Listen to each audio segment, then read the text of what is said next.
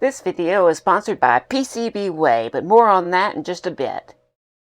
Hello, Randy Rain here, and this is the second video for the R5J2. It's time to get it going, get it working. This is Randy Robot Garage. So yes, the R5J2 now. If you haven't seen the first video, I created this from an old 1978 R2D2 remote controlled robot. It now has nothing to move it. That's one thing I have to do in this video is make the little rubber soles for it.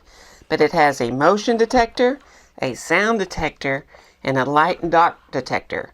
It will have audio to make sounds. The head rotates back and forth, and it has a little white LED to light up the room if it's dark. So it's time to get started and make this happen. Here we go.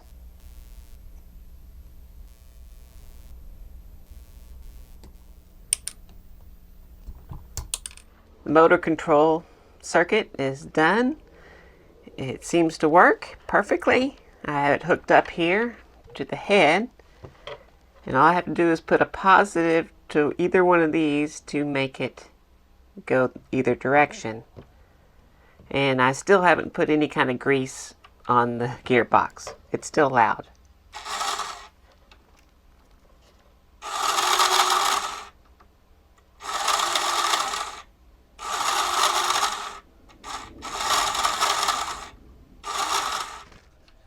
Alright, now it's time to work on this audio recorder and playback circuit.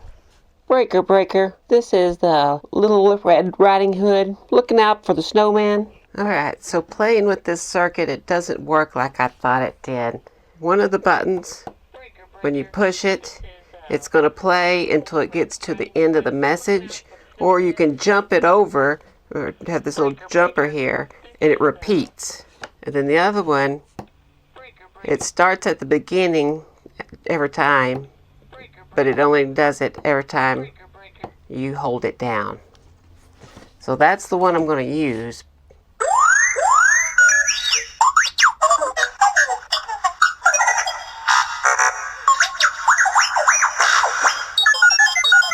So all this that I thought I could leave has to come out.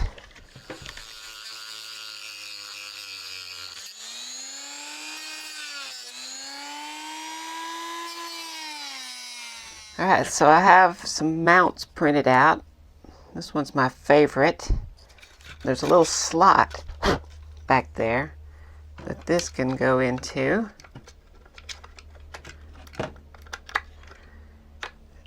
And then it attaches there. So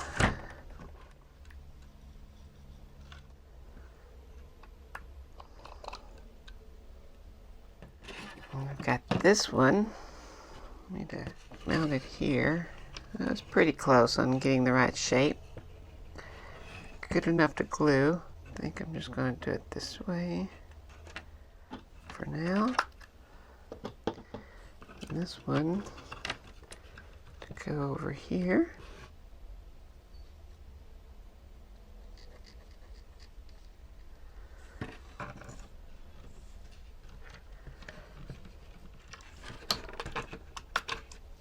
Alright, now I should be able to take these all out with the screws.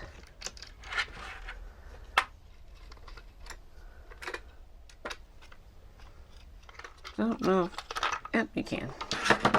Thought you might have to take the motor out to get that one out, but no. Alright, now it's just about reinforcing. Also going to use some of this really thin stuff to let it really soak down.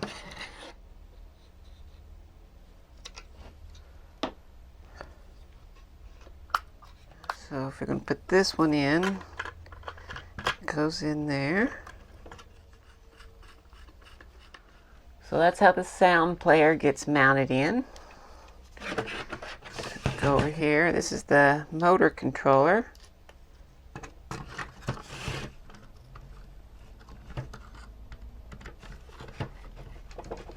This is the amp circuit.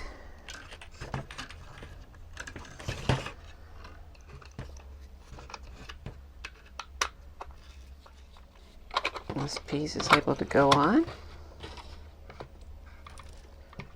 Nothing's interfering with that. And this is the voltage regulator circuit here. Alright, so this has the curved back on it, just like this is. So I think this is the best spot for it right there.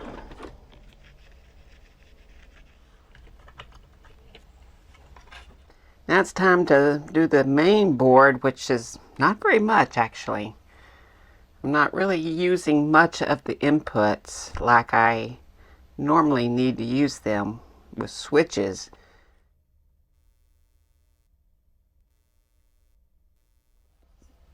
Drilled some holes, 3D printed some pieces. Had to cut some away to get around this thing, but oh well.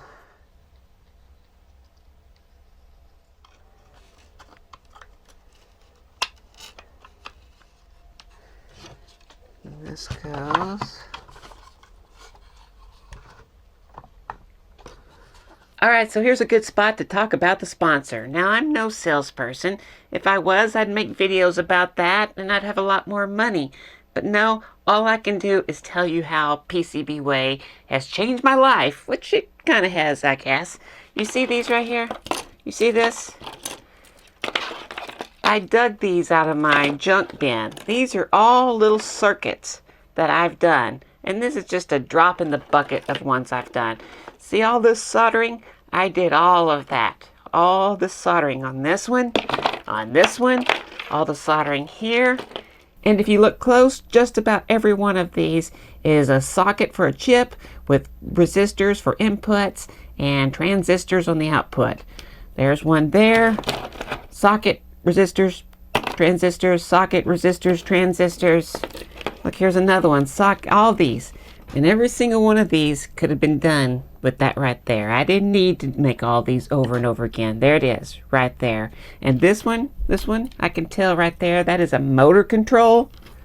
There's that one. So these two, I could have done just like that with those.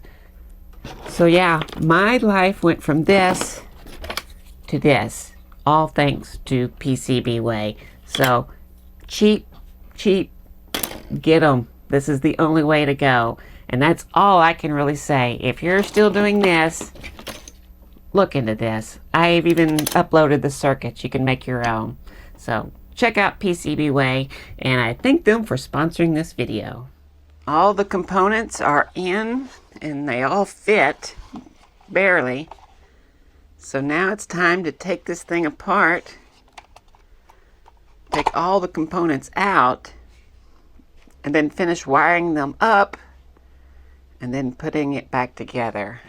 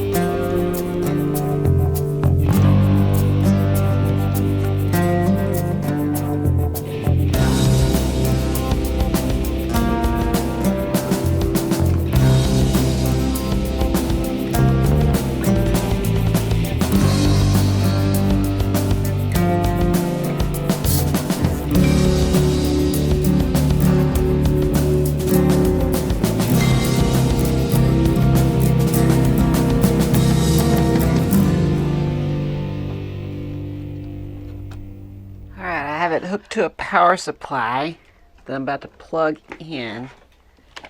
It's programmed to run through the outputs. Stay there.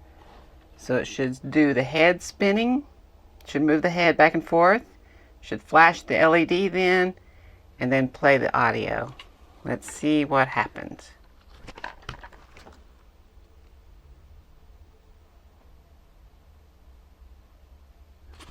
Bupkis. Alright, take 153 here. It's the motor. Alright, output test 100 billion 15,000 so and so. There was a loose, not.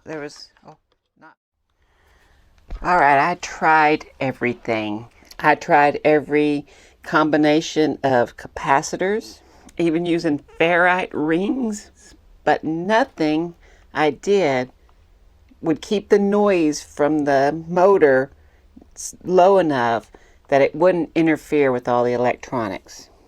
The only thing that worked was bringing the electricity to the motor all the way down to at least 3.3 volts. I can still use higher voltages on the other electronics, but the motor cannot have over 3.3 volts, or otherwise the noise is just too much. And it causes the microcontroller to restart over and over and over.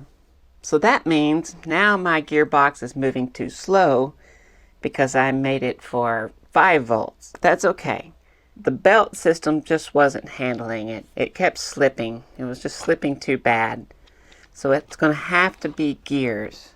So I extended the little neck hub down just a little bit, and I eventually found that whatever gear this is, and an 8-tooth gear, and it's now in a different position because I had to move it over, which is good. It gets it closer. That seems to be working. So when I run through the output test here, everything seems to be working.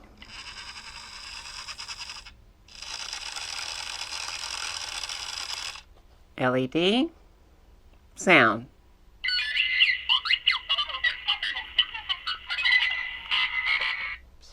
Moves for 1 second, then it goes the other way 3 seconds. I think it flashes the LED 3 times and then plays 5 seconds worth of the audio. Then it just stops. Now it's time to run through the other peripherals, the inputs, and see if they're working. Alright, this is a test for the motion detector.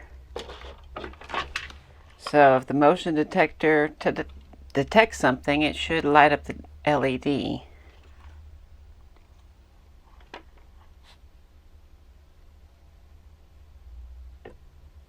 It worked.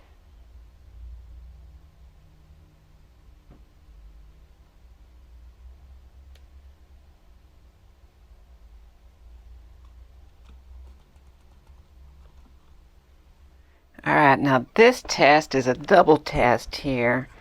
Now it is programmed that when it detects motion, it's going to turn the head, and it's going to turn it all the way until it detects that little white spot. And then it's going to turn off. So motion sensor turns the head on, white spot turns it off.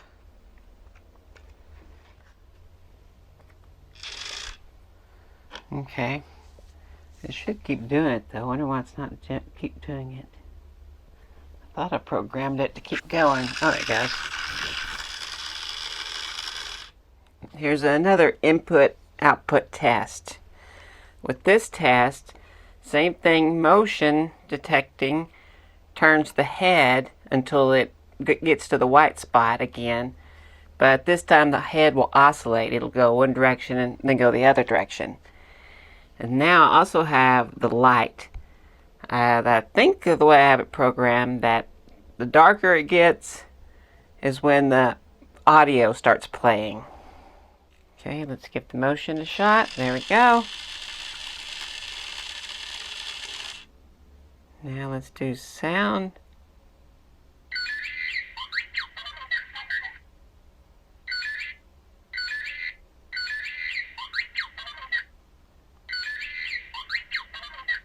Okay, well that's working. Sorry I moved on the last is the audio sensor. This is the toughest one, so I saved this for last.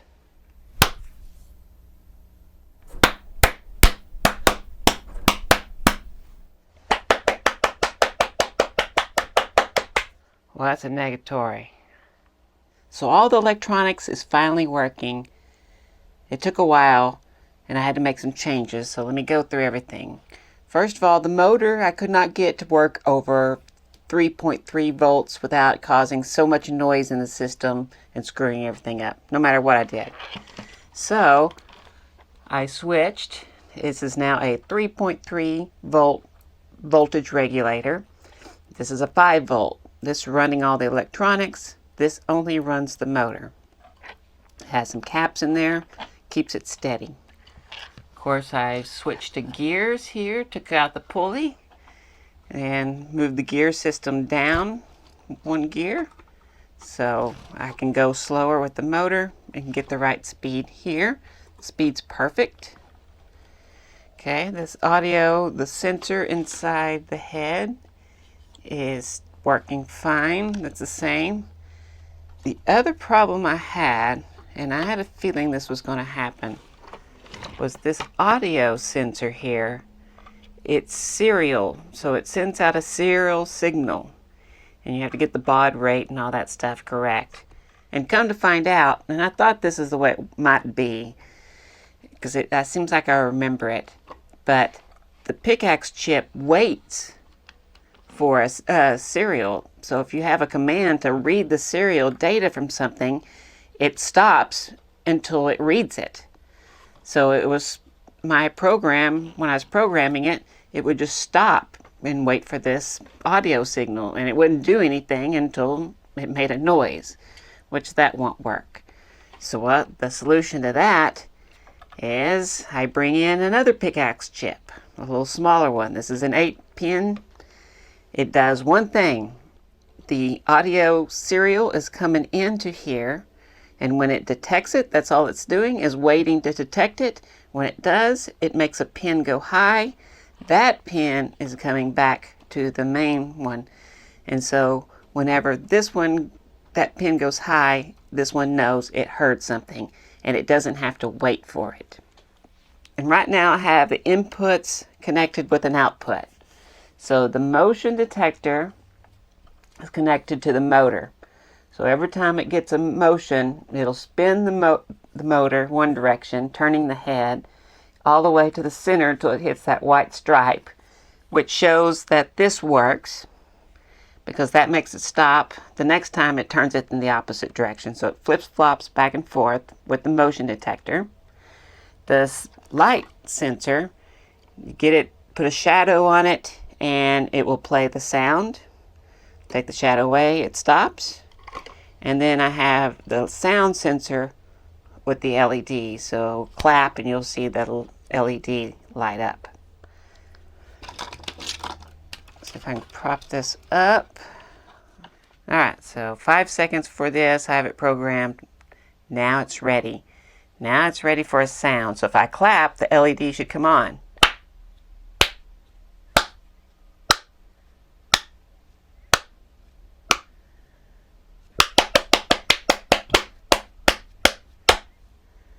Okay, if I motion,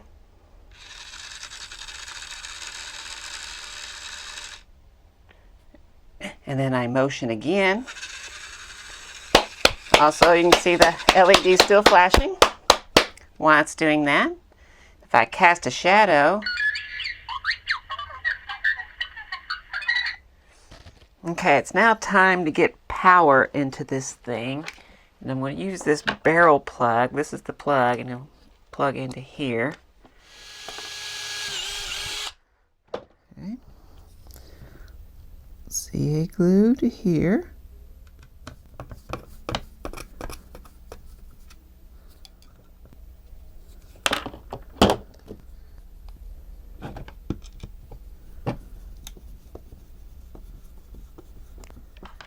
And one more test.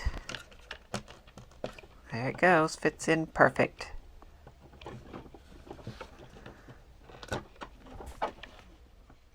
Does it fit all in there and still work?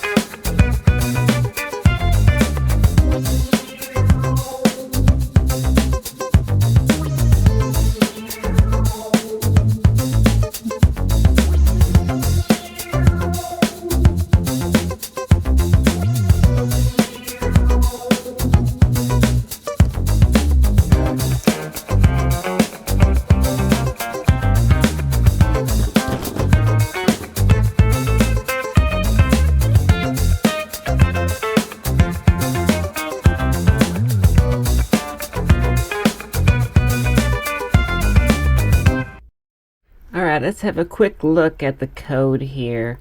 At the beginning, it just makes the LED come on and pauses for 5 seconds and turns it off. That's just a pause at the beginning. This is disconnect is a technical thing for pin C5. This just sets the inputs and outputs of the pins. Then all this through here, all of this, that's just declaring variables. Really what I want you to point out is these two right here, the X send, X mountain.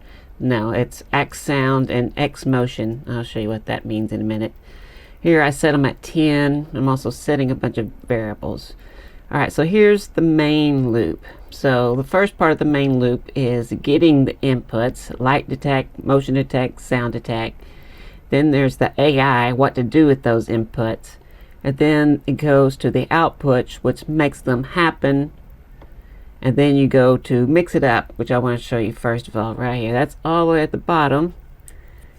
Down here. Okay, so at the very bottom here, all this is randomizing in the seed. So it's taking a seed number and changing it. So every time it comes here, it takes the random move, I don't remember what that I think that's what I have it called, and then you multiply it by the time, so that the chip is keeping a time, so it will be different every time this gets called, so that mixes it up. And then I add just 333 to it, and then I multiply it into here, into the random seed by that the random seed that's in there, and then you hit random seed, and that's the best you can do really, to just mix up a number, and that gets called a lot. So if we go back to the main loop here, first one's light detect, motion detect, sound detect. Those routines are down here as well. So easiest one, we'll start with the light detect. We're basically, it's detecting it, and if it is, it has a variable dark. If it's dark, it goes 1. If it's not dark, it's 0. Same thing here, but go down to the sound detect. So basically it's just detecting that pin from the other chip, and if it does, it's turning on some variables. Same thing here with the motion, and I have them with a little flip-flop type of thing on there, so they have to completely go off and then come back on before it detects, you know, it counts as a detection, so it doesn't just stay on constantly. So we're basically filling in variables to know if we have light, if we have motion, if we have sound, and then it goes and does something with those. And here's where this X motion comes into, and that's not X motion, it's excitement motion. So basically I wanted it to not get annoying, or every time it detects motion, that X motion is going to go down, and that exciting motion variable is how often will it react. So it starts off at 10, that means it's more than likely going to react, but the more it reacts, the more that number goes down. The more that number goes down, the less likely it is to react. That's the same thing in the sound down here, because if you make a lot of noise a lot of times, it's going to react, but eventually it's going to stop reacting to it. Except for the LED. It always reacts with the LED coming on no matter what, but after a while it'll get bored with you and making too much noise or motion, and it'll just be the LED. Once it's decided to do some of these things, it sets up variables. They're like here's the VC count, and it'll give it a number here on the VC random. And that stands for voice count and voice random. So when you go down here to go voice, when it gets to this, there's go voice. If VC count is at 0, it's not going to do anything. So to make it do a voice, you have to turn VC count to 1, and that will, since it's above 0, it'll start doing this, and it'll count up until it gets to the point of the random number that you've given it. So this is how long the voice will activate. Then the same thing with moving the head. That's why the head might move real far to the left or right, or it might move just a little bit to the left or right, or it might just move to the center, because the head random is so low that as soon as it hits the white spot, it turns off. Turning the LED light is pretty basic. If LED equals 1, it turns it on. If it doesn't, it turns it off. And that's pretty much it. That don't make no sense.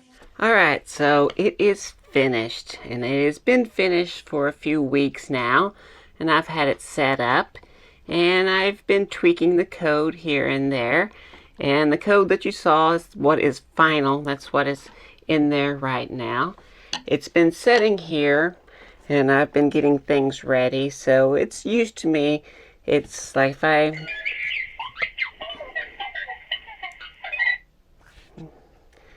it probably won't take much before the motion, it won't care anymore.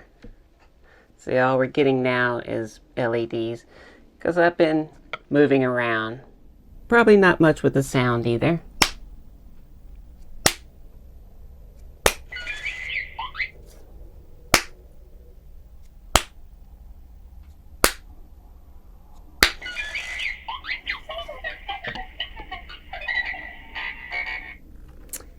Yeah, I haven't been making a lot of noise, but definitely motion. So if you kind of trick him into thinking that it's dark,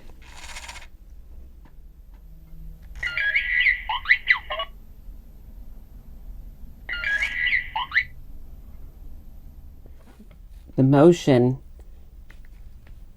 is the only thing. It'll do the head, it'll do the LED, but it won't do sound.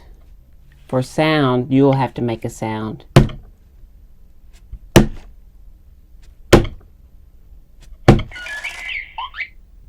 So it won't annoy you at night. If you go lay in the bed and you turn the lights out, it'll go to sleep too. So you can also make it, so the lights come on. And now,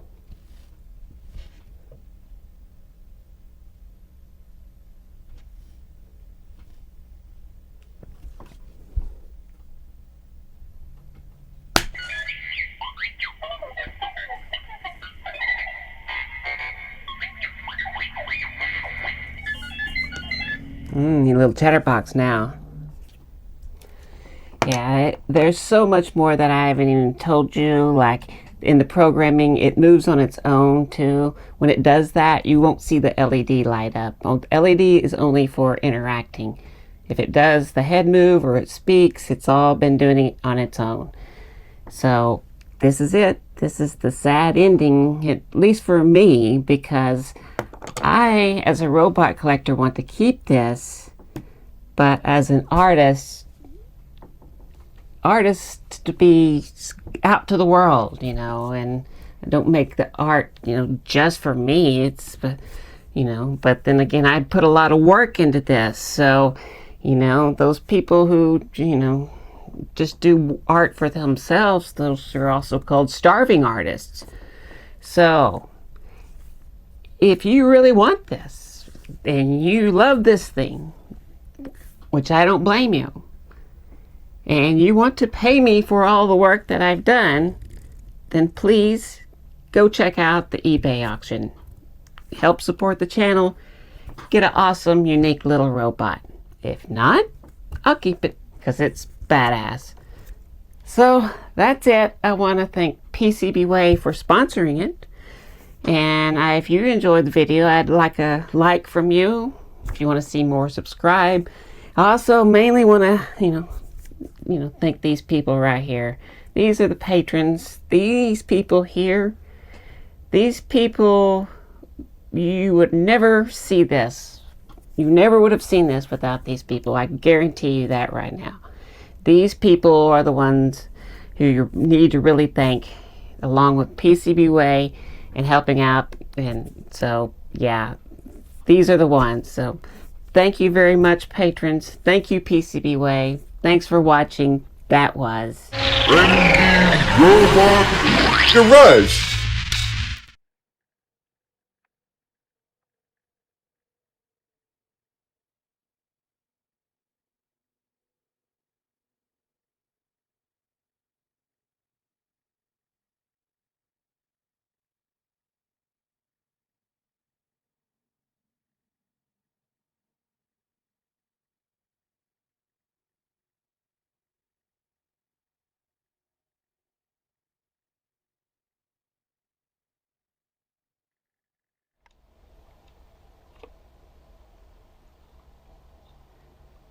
how? Oh, shut up.